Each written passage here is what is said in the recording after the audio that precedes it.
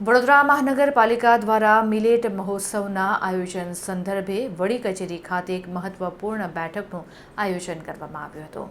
વડોદરા મહાનગરપાલિકા દ્વારા શહેરમાં મિલેટ મહોત્સવના આયોજનને લઈને વડી કચેરી ખાતે મહત્વપૂર્ણ બેઠક મળી હતી। આ બેઠકમાં મ્યુનિસિપલ કમિશનર તેમજ જિલ્લા વિકાસ અધિકારી ખાસ ઉપસ્થિત રહ્યા હતા તેમજ તેમનો સ્ટાફ પણ ઉપસ્થિત રહ્યો હતો। મિલેટ મહોત્સવને સફળ બનાવવા માટે વિવિધ મુદ્દાઓ પર ચર્ચા કરવામાં આવી હતી।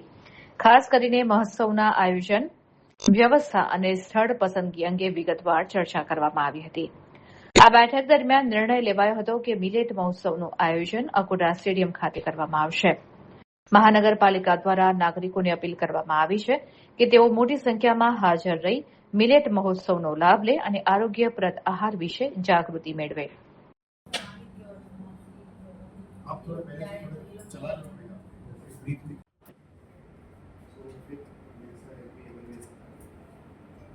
And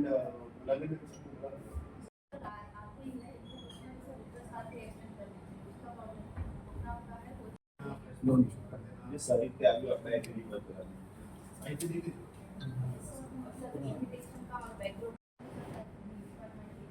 हाँ dental is good best हम तो रीजनल लेवल पे करते हैं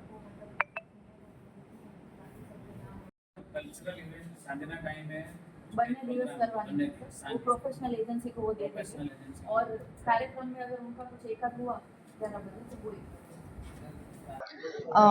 તમામ લોકોને અપીલ છે કે રાજ્યભરની તમામ મહાનગરપાલિકાઓમાં 21 અને 22 તારીખના રોજ મિલેટ મહોત્સવનું આયોજન કરવામાં આવ્યું છે, જેમાં પ્રાકૃતિક કૃષિ કરતા ખેડૂતો અને ખાસ કરીને જે મિલેટ સાથે સંકળાયેલા લોકો છે કે જે મિલેટમાંથી વિવિધ વાનગીઓ અને વિવિધ પ્રોડક્ટ્સનું ઉત્પાદન કરે છે એ લોકોને ઘર આંગણે જ મળી રહે એ પ્રકારનું આયોજન કરવામાં આવ્યું છે।